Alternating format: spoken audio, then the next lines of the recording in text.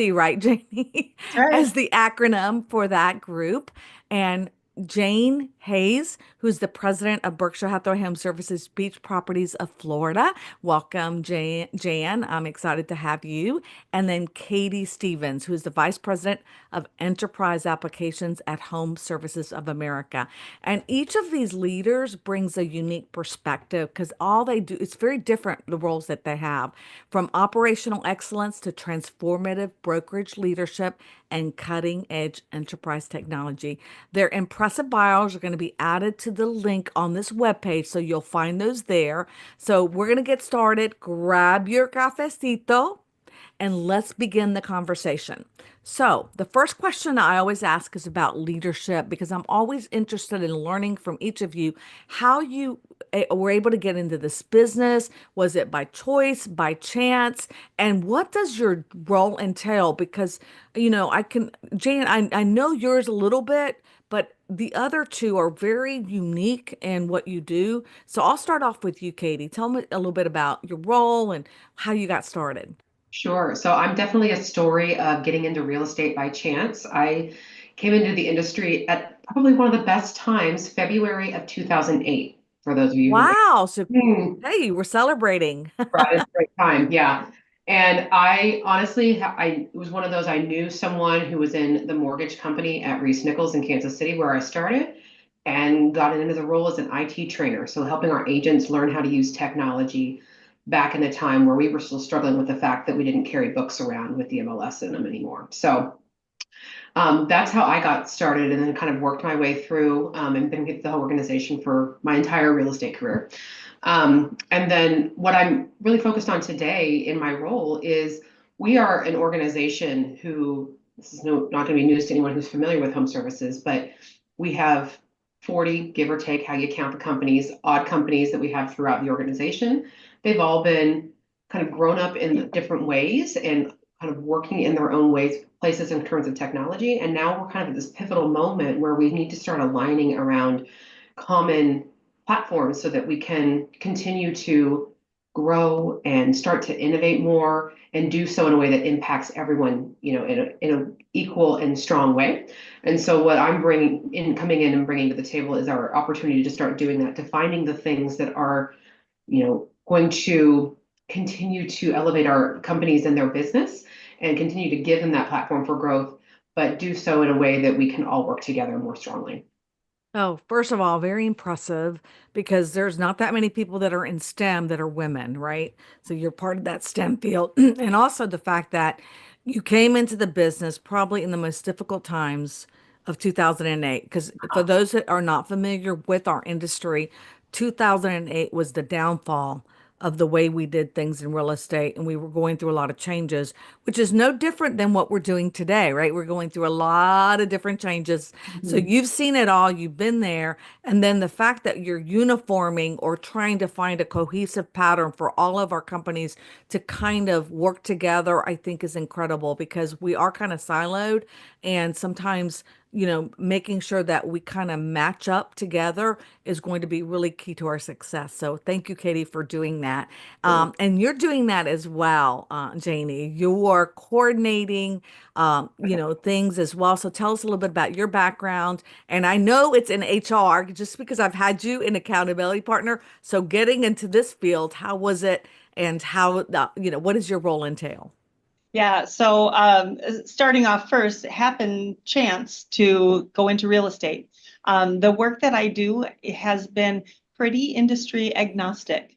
And I've been at several different companies. So when you think about my role, and I get asked about my role a lot, nobody really understands what is it? What is a multifunctional shared services group?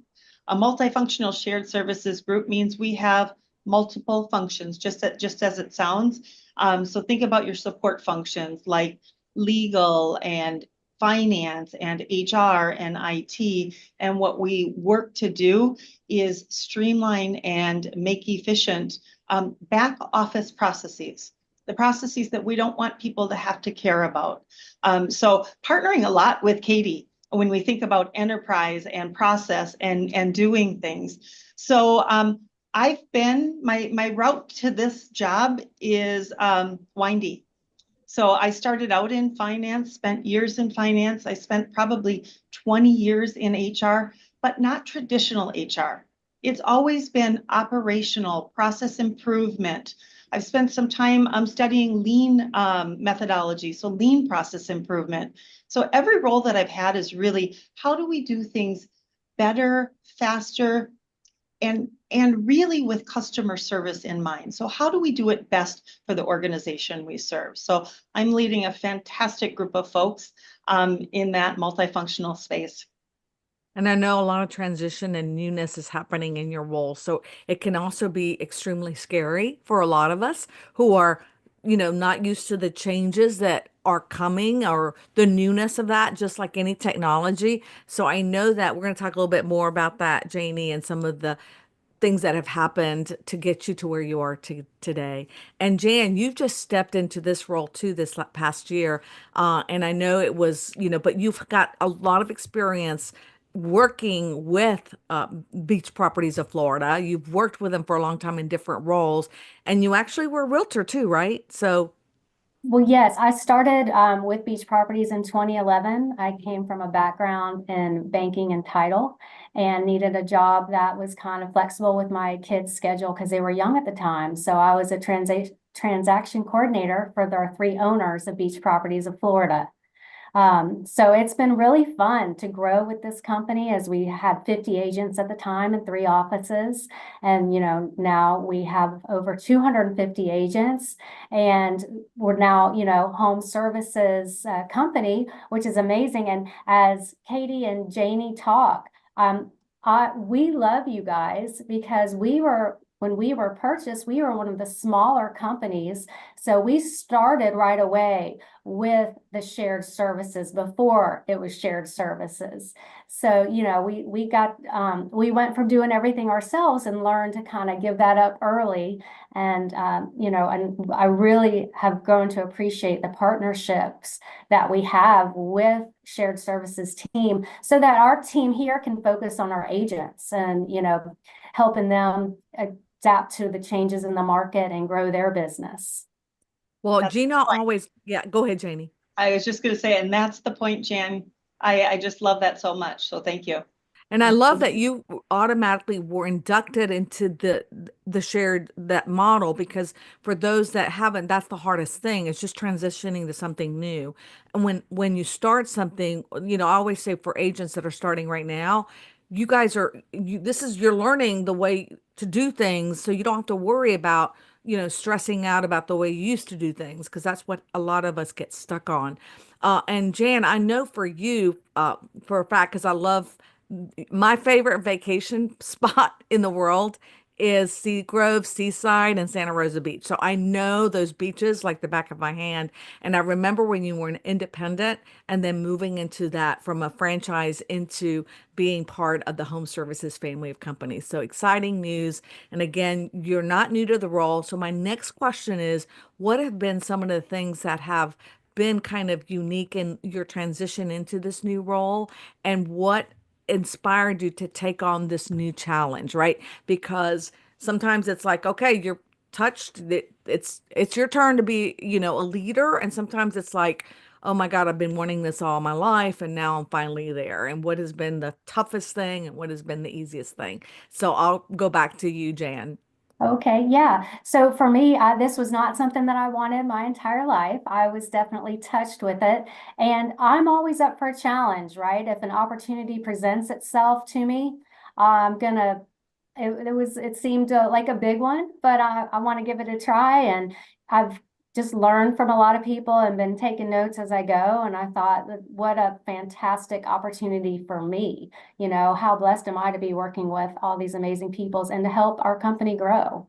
So I You've took it as already a been doing challenge. that because you were in that. What was your role prior? Like Operations. the money side and the Yeah. operational side, Yeah. which is So all back facing stuff, really I could just sit in my office and hide and do those things. So it's been it's been a little bit of getting out of my comfort zone, which is good for all of us to have to do sometimes. well, It definitely helps us grow. It really, that's what I'm saying. That's really what's great about it too, because you know the companies from the from the ground up, and now it's more interfacing with the real, with the agents that are part of your company and with the customers that you serve. Katie, how about you? For me, I wouldn't say this is necessarily what I always dreamt I would do either. I mean, very much like Jan, I've not ever shied away from a challenge or an opportunity. And this was just another one that presented itself to me, though kind of working in the space of helping to create technology solutions and implement technology solutions that really enable our businesses is something that I've been doing most of my career here in one form or fashion. So really, this has just been an opportunity to do it from a different vantage point, to do it from, like you said, Teresa, a different leadership position. So it's been a good transition. I think, though, that it has had its challenges for sure. And I think a lot of it just stems from the fact that the last 18 months, we've been through a lot of change as an organization, both via external forces and internal forces. And you see that in just the way that, our people have been impacted and the way things, we're still learning how to be a unified organization in the way that Jaynie's kind of working us in that direction. So there's been a lot of, and continues to be a lot of, growth on the, learning to be a bigger team, learning to work from a unified enterprise model perspective, getting used to governance that we've never had before, all those things that it's just been certainly presented itself some challenges, especially since we don't get to just hit pause, figure all of that out and start back up. We're going to what is it, build the plane while we're flying it, which is, who doesn't love that? That's the So certainly doesn't go without its challenges, but it's worth it. It's rewarding, and I'm certainly glad to be here and continuing to kind of work with the team in that manner. Well, you've gone through so many times of change, which is really Mm. perfect because you're able to adapt. I think that's the biggest thing for me when I'm dealing with change. You've done this before. Just suck it up and go for it. That's what I always say. Just learn a new thing. It's a new skill. Mhm. When you're uncomfortable, that's really when you start to learn, right? That makes you really learn and take on new challenges. And for sure, Jaynie, you've dealt with new challenges, especially in the last 18 months, just like Katie mentioned, in the fact that not only did we go through the fact that you were establishing this new center, bringing in new talent, new people, also you had roles that were already in place that you had to now bring under this umbrella. And that also caused a lot of distress within the companies who had a different way of doing things. So, wow, tell me about how that's been and how have you been able to handle it so beautifully? And there are challenges, we know that, but what lessons have you learned about leadership during these times of not just disruption within our company, but also the industry going through a lot of change? Yeah, and I'm just going to back up one step for anybody that's listening. Changing an operating model, not easy.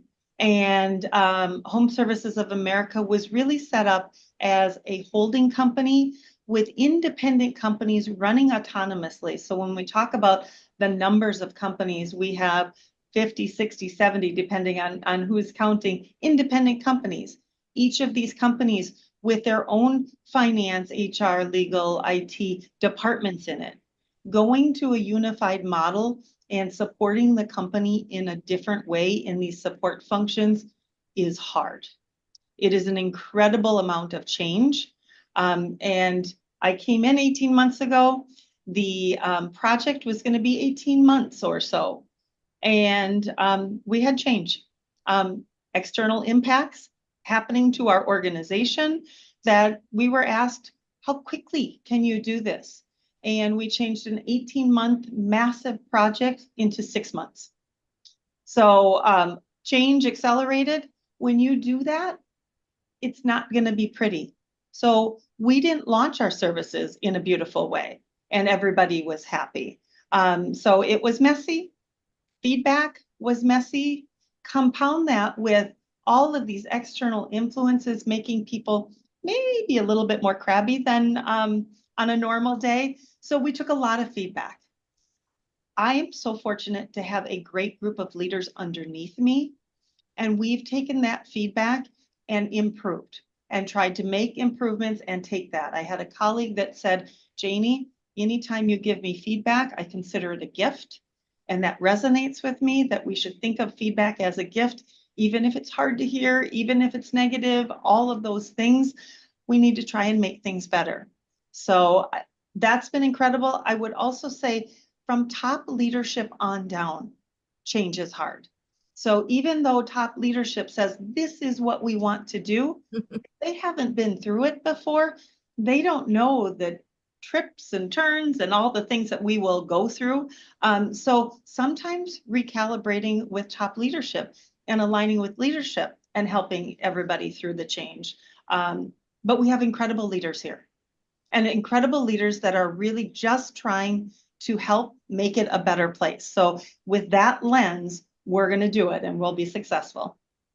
Well, it has been a tough road, and if anyone has had the patience to deal with the negative comments, the positive comments, everything that goes with change, because again, you had to do something so fast and drastic that it really made it not just uncomfortable for those that work with you, but also the people that are your clients. So a different way of doing things, but I think in the end it's going to be phenomenal for everyone to have everyone kind of on the same page. And really, Katie, all your work, I think in the end is going to be phenomenal for the organization. It's going to save lots of money and a lot of headaches. So kudos to both of you for what you're doing. The other question I love to hear is sometimes as women, especially in your roles, technology, you face adversity, you face challenges. So share those for those others out there that are watching. That to me, when somebody shares that, it's an aha moment for me that, oh my God, that's exactly what happened to me. And I didn't know how to handle it. I love hearing the stories so I know how to proceed if that does or should happen to me as well. So Jenny, I'll start with you. So, Teresa, are you asking on a personal side, Yes. challenges? It can Oh, be personal, it can be something work related. How yeah, did you yeah, overcome a challenge and adversity that impacted you? yeah. So I just thinking about this, what's coming to mind for me is on a personal side. I had a mom who passed away from dementia, and learning about something that is intangible, not understood, and trying to become a primary caregiver for somebody, and really kind of leaning into learning about what this is and what will change. There is no recipe for dementia. Each individual is different. How people handle it is different.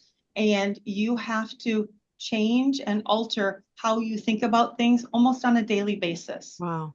So translate that into work and translate that into going through just this major transformation that we're going to. There are every day that somebody will come into my office and say something that is not expected, we didn't plan on. So how do you shift and turn and think about and rechart the course as you're building? We're, like Katie said, we're building a plane as we go, right? So we have to figure out how it fits best, and things will come your way that you don't expect. So I think kind of reflecting on personal situations and how you handle them can also help you in how you lead and get through things in your professional situation. Well, first of all, my heart goes out to you. Thank How long what did she suffer from dementia? At least 5 years that we knew about it. And then she passed away. Yes. She passed away 2 years ago. Yeah. So first of all, again, thank Okay. you for sharing that personal story of, because I know that it took so much courage for you to do that, but also that's what we're dealing with many of the realtors and agents and customers that we work with, where it's life, life happens, and how we handle them is how really a testament of our courage and our personality and the ability to adapt. So thanks again for sharing that. Sure. Katie, how about you? From my perspective, I think I also kind of come back to like a personal, reflection of you never quite know what's going to come your way. kind of to Jaynie's point, you always have to, even the things that you think are going to be easy. So for me, the biggest personal adversity that came to mind with this was my path to motherhood was not what I planned ever. It was, my husband and I get to be one of the 1 in 7 that deals with infertility in this country, and a 10-year struggle through that valley, with IVF as part of it and everything else. That's one thing that you always think is going to be a gimme. It's always going to be a gimme. And when it's not, you just kind of have to sit back and you go, okay, life is not going to be what I expect it to be, but that's going to be okay. At the end of the day, it's going to be okay. And that's what you find on the other end. And you find a better gift on the other end than you ever expected. And I was so fortunate that for us, it worked out. And we have our son, who is just the light of our life. But again, it's not what we expected. It's not what we thought it was going to be. So when you translate that into business, we can all sit here and think of how we think that this is all going to go, and the best laid intentions. And you never know what's going to come at you, no matter how much planning you have, but it's the strength and the grit and the ability to not give up and to just keep putting one foot in front of the other, no matter what. That really is, I think, something that kind of separates those who continue to excel and exceed from those who don't. And so that's something that for me has always been a part of who I am, and it truly tested it in that moment and put it into stark reality for me in a different way in that part of my life. So, Well, what a gift that you just shared, that your son, obviously, I know that he's very special. And also there are so many people that do struggle with trying to become parents. And sometimes we don't realize that that struggle is also part of, you still have to go on mhm. every day with work, and you still have to deal with all this. So again, it prepares you for realizing not everything's going to go as we planned, as you stated. So thank you for definitely sharing that with us, and also with our audience members who I know are going to resonate, because that may be a part of their lives right now. So again, good news that you were able to have this beautiful child. Is 3 years old, you were telling us earlier. Great. Those terrible threes. Jan, I know that you've undergone, and our industry has undergone with a lot of different changes. And it constantly it never surprised me there's something else going on. Now we're dealing with AI. We were dealing with the NAR settlement. We're dealing with buyer agency, cooperative brokerage, all these different things. How do you handle it, and how are you able to secure agents and make sure that they're feeling okay? Because it's really important. And how do you prepare for, your team, for what's next? Yeah, it's been a challenge for sure. But, if we surround ourselves with people, who I like to say, you surround ourselves with people who are smarter than you are, right? We have a wonderful broker team who are very involved with the local and national ECAR, MLS, Florida Realtors, that sort of thing. And they've done a phenomenal job of learning and then taking the information back and training our agents. So that's, because like we've all said, we don't, all you can expect is the unexpected, right? And it was an overwhelming time for our agents, just with the so many new changes. So we were able to get in front of them and just kind of walk through the process. It was tough. There was a lot of uneasiness because nobody likes change. But now it's with our team, we've been able to navigate through that. Well, you know what? It's homeownership, and homeownership's the most special thing that you can accomplish in this country. And so I think the values that we hold so dear to our heart really resonate with what we do anytime a change happens, because in the end, that's really what we're all about. So thanks for Yeah. sharing that. Yeah, So right? how can we help you? That's, Yes. our get in front of our agents and how can we help you? And even with AI, which I know is part of what we talk about every single day, the fact that your home is where you raise a family and where you have experience that are life altering and life changing. With that, I think that personal, that touch is really what makes our agents so valuable to so many. So again, that will never change, because until AI is able to do that, I don't think it's going to be able to really replace the work that we do. All right, here, and that's my little spiel about that because I know we've going through a lot of change, which is fantastic in the industry because it really is helpful in really curtailing some of those, like you were saying, Jaynie, those jobs that really, take a lot of time and what Gino calls whirlwinds versus opportunities to really focus on what we do best. I love learning about mentorship because I think it's really important to have mentors and to also be a mentee, to also mentor others. So, is there someone you want to give credit to right now that has either influenced your leadership journey or has guided you in a way that has helped you today lead the way you do? And I'll start with you, Jan. Yeah, well, I've had several good mentors. I've been very blessed in every job I've had to work for incredible people who just loved their staff and poured into all of us. But one of our original owners, Price Rayner, he would have sit me in his office and just try to teach me, explain to me everything that was going through his head. He's like, "Here, I'm trying to help you. This is," and pour into me. But one of the most important things that I got from that was, and it goes back to what we've been talking about. The only thing we can control is our attitude and our actions. So it doesn't matter what scenario is happening, however, in our life, just remember how we respond is going to affect the outcome of things. And then also, it's just how you treat people and going in front. Like, he was always wanting to be like, "How are you?" No, really. "How are you?" And you're like, "Oh my gosh, somebody cares." Now, sometimes you break down crying when somebody asks that because you're just trying to hold it together. You're like, "I'm great." But yeah, so he taught me a lot about just the people aspect. Anybody can do a job, but to be there for our people is very important to me. Beautiful, beautiful. Thank you for recognizing him. And I could not agree with you more. It's the people that really are the make the biggest difference. Katie. Yeah, I'll build on what Jan said.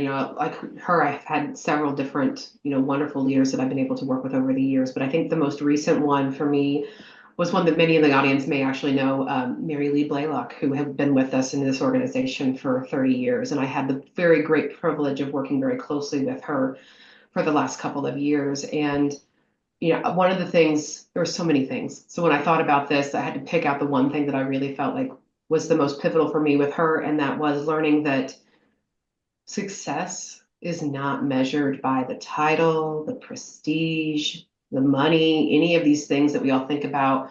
Oh, we've got that, they're on top of the world, they must have it all. That's not, there's a lot of ways to get to the top. And it doesn't necessarily mean that it's all true success. And what really, though, defines success is it's the relationships that you build and the respect that you garner. And that is what matters. And that is the foundation of what you're going to be able to do as a leader, the changes that you're going to be able to help impact, and really just the way that we're all able to work together, because this is not just one of us off holding the flag and saying, "Here we go." We are all together, and we have to be able to trust each other, to appreciate each other, and to lean into each other. And you can't do that without those relationships in that respect. Oh, we all miss you, Mary Lee. She is a mentor and for so many of us in our industry. She started out in relocation. I don't know if you know Katie Yeah. that, and that's when I got to meet her. Not when she was president, she was in the relocation side. So always a mentor from that perspective, and always such a great leader. So definitely, Katie, you had the very best It for was very sure. much, yeah. Jaynie. I will also give a kudos out to Mary Lee because she was here when I started and really, really helped pave the way for me entering this organization. But like Katie and Jan, it is about the people. And when I thought about a mentor, I went all the way back to my father. My father was a vice president of finance at a large energy company, not the one you guys might think about. But I remember him talking about people and that every job is equally as important. And that has always stuck with me. We all have jobs to do, and they are all important to making whatever it is we're working on happen. And when there was a lot of work and he had project work, rate cases, things of that nature, he was in the office with his folks. Whether he specifically had tasks to do or not, he said, they're there, so I'm there. And I've always just remembered and want people to consider me part of the team. I would like to be part of the team before I'm your leader. So, Oh, yeah. love that tribute to your father. And what a beautiful person he, well, obviously you're his, child. So, again, father's very special. Thank you for sharing. Oh. So we're going through change. Katie, Jaynie, for sure. You guys are working in a lot of areas. So, what do you hope will leave a lasting impact in the work that you're doing? Because we all want to leave a legacy in what, whether it's whatever we're doing, right? But I know that your initiatives really are going to change in a positive way. So, tell me a little bit more about that. I'll start with you, Katie. Yeah, so I think for us, it's, our big initiatives are, it starts with some of the work we're doing right now in terms of, it's got a very fancy technology sounding title, Enterprise Application Rationalization. Doesn't that sound incredibly Yes. fantastic? And truly all it is we have 40 different ways of doing things from a technology perspective, and they're in place for a reason. And so for us, in order for us to start thinking about how we unify and how we do things from a single source of truth, we need to understand why these different systems are in place, what different systems are in place, because there's going to be amazing things that we learn from each one of our companies in terms of what they're doing and why they're doing it. And so my team has really been embarking on this. We're having conversations with every single one of our companies, belly to belly. What are you doing? What do you have? Why do you have it? So that we can learn the great things, have it all collected, and then be able to work as a group, as the wonderful, stronger together group that we are of home services, to figure out what is this path forward. This is not Katie sitting here saying this is what we're going to do. That would be terrifying for all of us, but this is all of us coming together and figuring it out. And it's from the ground up. So for us, it's that unification, and it's doing it in that way that we all hope that, we are perceived at home services as we are part of the family, we are part of the team, and we are doing this together because we truly do care about every single one of our agents, every single one of our companies, and what we are able to do to empower each and every one of them. Oh, I love it. So creating that unified approach so that not but I love that you're also talking to each company to independently to find out why they do what they do. And sometimes you learn, well, that's very unique to our market, or it's very unique to what our culture. And so we just want to make sure that that stays intact. Mhm. And you've got a hard job. Okay, that's a tough role, especially with so many different companies that you have to kind of implement one cohesive plan. Well, if you ever Um, get bored, Teresa, I can find things for you to do. So you feel free to. okay, absolutely. I don't know if I would be any help or more of a detriment whatsoever. JD, how about you? Yeah, so thinking about a lasting impact, I know a lot of times I tell people, I don't want you to have to think about us. The impact that we want to have in shared services is that we do things truly behind the scenes. Things like accounts payable, you don't want to have to worry about invoices getting paid. Your payroll, you just want to know it's in the bank. You don't want to have to worry about those things. So that is probably a big piece. The other side would be, I would love it when people say, I love to reach out to the Shared Success Center because they help me. They're amazing. They're amazing people.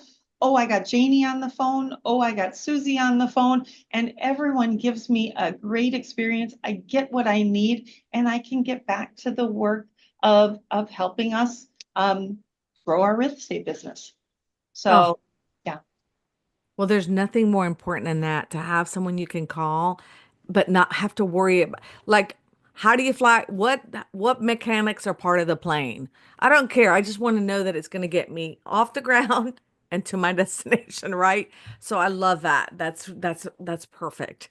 All right. One of the things that I always want to know about is what advice would you give to someone else who may want to step up but doubt themselves about going into leadership? And whoever wants to answer that. Um, Anybody. I'll start. I think you've got to believe in yourself. You've got to have self-confidence and know that you are worth it. So first and foremost, thinking about that. And then thinking about, so what are you going to do with that and that confidence? We've talked about building relationships. I think having good relationships inside your business and in your network, people help people. So let folks know where you want to go. What do you want to strive to be? And they will help you. Ask them for feedback. Every one of us has blind spots on where we are not like we think we are, and they will help you to listen to the feedback, take the feedback, and try to grow. So I think those would be my top three. I think that's great advice because sometimes the feedback may not be positive and we have to take it and just say, okay, maybe I do that now. And how do I change it? So, Katie, how about you? Jaynie's was fantastic. I think the other one for me is you're not always going to have all the answers, and be okay with that. In fact, most of the time you're going to have fewer answers than you think you should, but you surround yourself with the great people, smart people, and you listen to them. That's key. You can't just have them there and then not listen. And don't be afraid to listen to them and then put one foot in front of the other. You may not even know where you're going yet, but making progress is better than just standing still. So that is, I think, something that you just have to, it's uncomfortable, especially for type A perfectionist, crazy people like me. But learning that lesson is just so vital to the success of both yourself and the organization that you're a part of. Beautiful, beautiful advice. All right, Yeah. Jan, you want? I would just add to that, be authentic, have confidence, and be resilient. Things are going to happen that'll knock you down, but get back up and try again. That's part of it. And just surround yourself with people who uplift you, but you've got to believe in yourself. That's the hardest part for a lot of us, is knowing that we can do it, but you can, I'll just say you can do it, and light your own path, set your own way.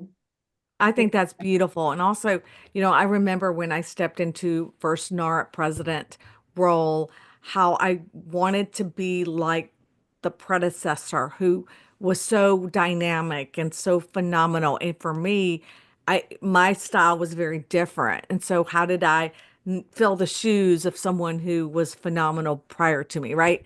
That's always hard to me. That was the hardest part when I was NARP president.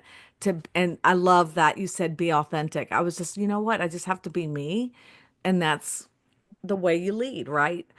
So I love that. Thank you for sharing that. All right. The toughest thing for us is to really balance what we're doing work related, especially for those of us that work remote. I think it's such a challenge because for me, I never am off the clock. I never get off the clock. I'm always responding to emails. Because I'm remote, I almost feel guilty because, oh my God, I should be working more and more hours because I'm not driving somewhere.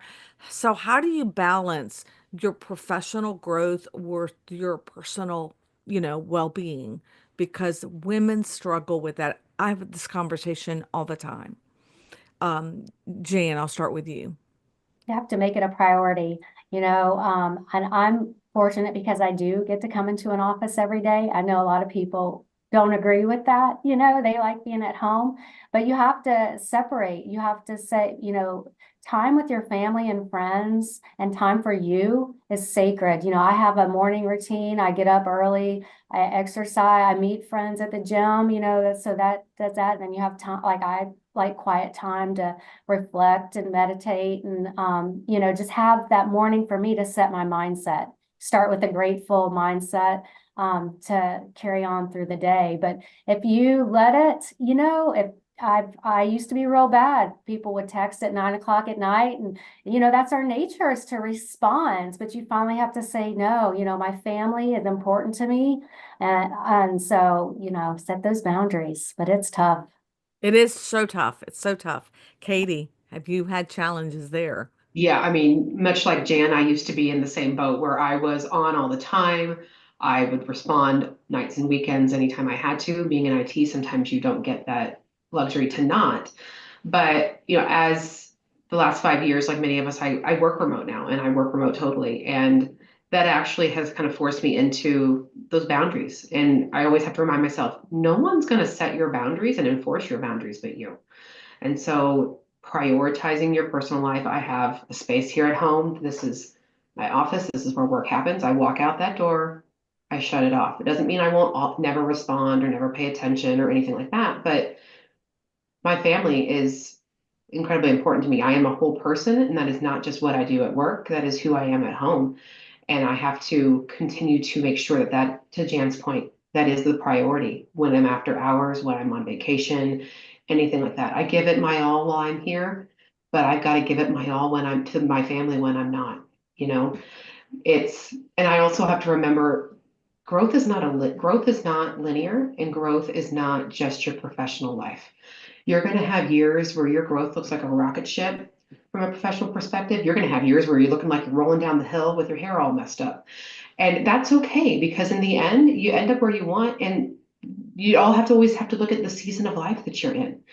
Some years you may be in a beautiful season of life where your personal growth is taking the front seat. And that's great, because remember, folks, we work to live. We shouldn't live to work. And so just take it all in. It's not just one portion of who you are, it is who you are as an entire human being. And that's just something we have to remember, especially in such a world where it's always on 24/7, connected to everyone via the internet or whatever. Just remember, take time for you, set your priorities, and you are more than just what you do.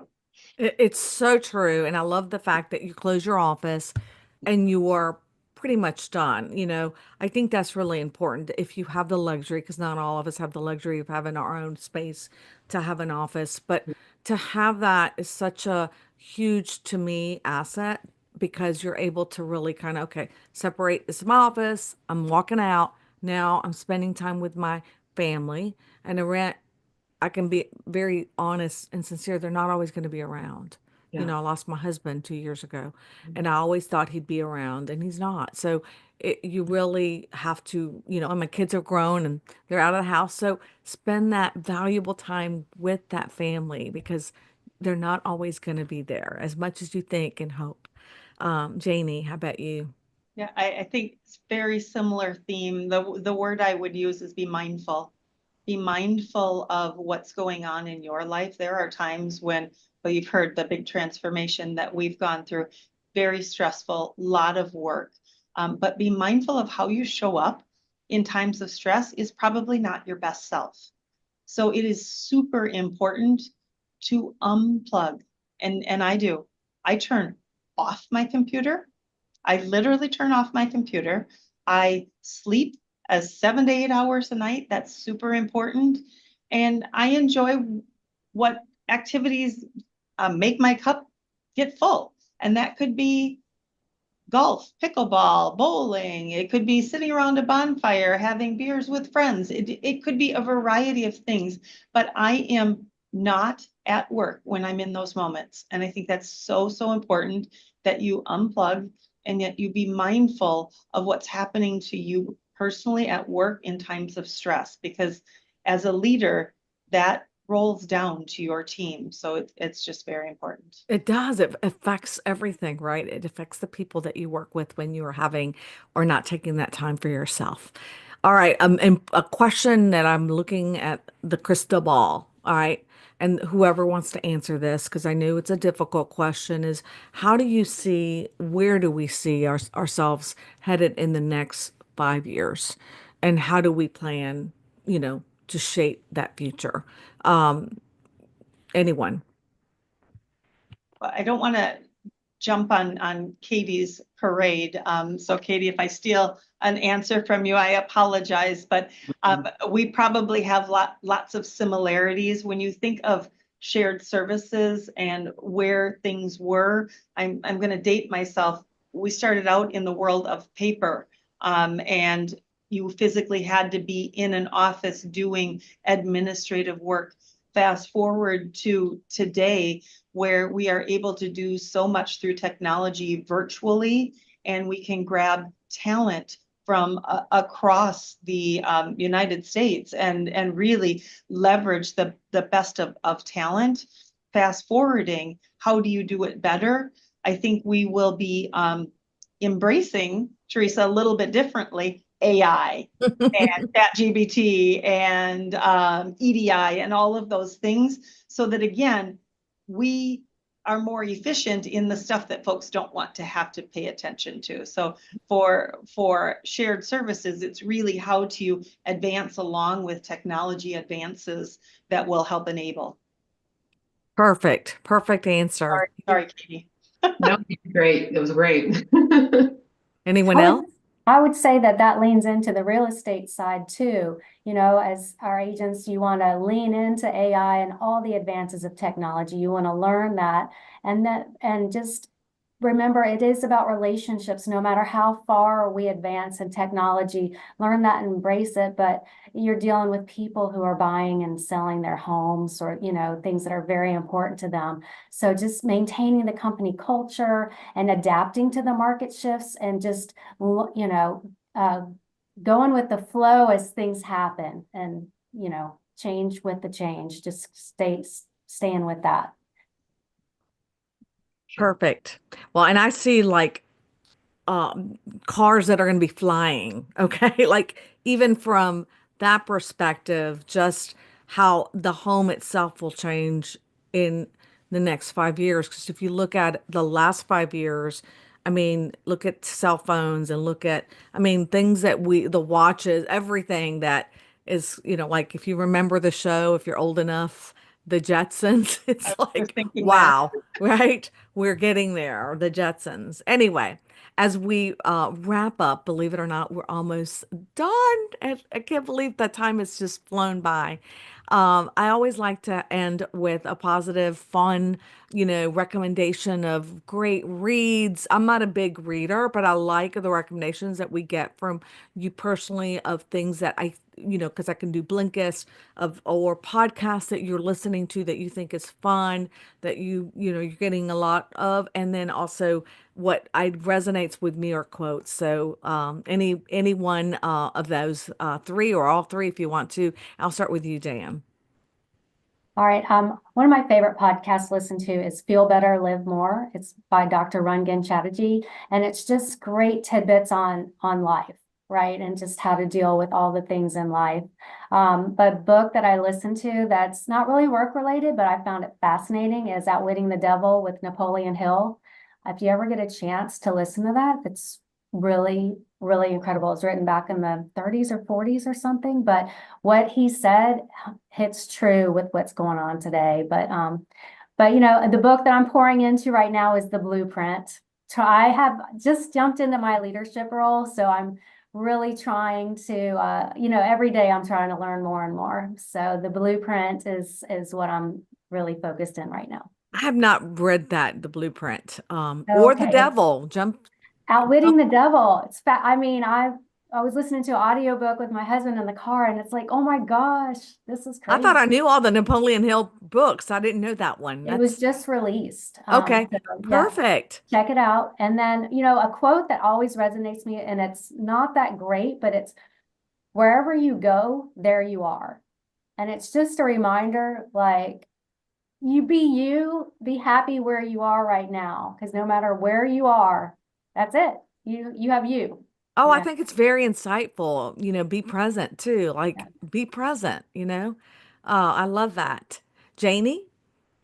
Yeah, I have so I have a long commute. So I have been getting into Audible books, mostly for pleasure. But I am listening to one that is resonating for me that I think every woman, and probably everyone could get something out. And maybe I'm late to the party, but it is the Let Them Theory by Mel Robbins. So good. And the author narrates, which you don't always get in an Audible book, and she's incredibly animated. She's a great speaker. So I'm getting a lot out of that. I'm just in the process. I think I have like 6 hours left of it. Another book that I really enjoyed, that it's called The Women. And I didn't write down the author, but it is about women heroes in the Vietnam War. Oh, cool. Not very talked about, and it is a really good read. Yeah. And then I don't really I haven't embraced the podcast world yet. I'm on my Audible books. But the quote that resonates with me, and I don't know if you guys can see behind me, I have books with quotes from famous women. But the quote that's always resonated for me is, "She believed she could, so she did." Oh, love that. Love that. Thank you for sharing. And I'll definitely, the books sound phenomenal. Let Them is one of the number one, I think, book right now. And Mel Robbins is always such a hero in everything It's she a great does. podcast too, Yeah, Jaynie. Mill's Well, podcast. then I can does. do a Good one to podcast. listen to. Then I can do a podcast. Yes. Yes, she's awesome. All right, Katie, wrap it up. Well, I am in a season of life where reading for myself is not a real priority right now. I think I've read Horton Hatches the Egg on repeat for the last month. So we do a lot of that reading. But the quote that kind of has been in the back of my mind and just comes to the forefront every single day is just progress over perfection. It's just in any pit of your life that you're working towards, it's just the fact that you got up, you showed up, you made progress. That's what matters. That's what's important. Love that, love that, love that. Because a lot of times we sit there and ponder about how we're going to do things instead of getting them done. And you just have to you just got to get it done, and then you'll learn and tweak it. So thank you so much, all of you, for your insights, your leadership. I'm going to tell you, it makes such an impact on me every day. And I hear it from all the leaders that are involved with our organization, and for sharing your journey with us and with everyone that's watching this show. We really do appreciate it. It's inspiring how each of you has embraced your new roles with purpose and passion for sure. And to our audience, I hope today's conversation has sparked a new idea or given you a fresh perspective on what it means to lead at the highest level. And if you enjoyed this episode, be sure to subscribe, share, and keep the conversations going on our Women Who Lead social channels. We've got several YouTube, you can do it. And then we also have the podcast. This episode will become a podcast that will air in the next 3 weeks. So as I leave you, I'm going to leave you with this thought. When we embrace diversity, we discover the true strength of our collective potential. And the diversity in women and all that we do is how we embrace and strengthen our core. Join us on March 12th for another incredible conversation. As always, let's continue to champion diversity and inclusion in everything that we do. I'm Teresa Palacios Smith, and this has been Women Who Lead. Thank you all, and see you next time, and happy Valentine's Day, which is this week.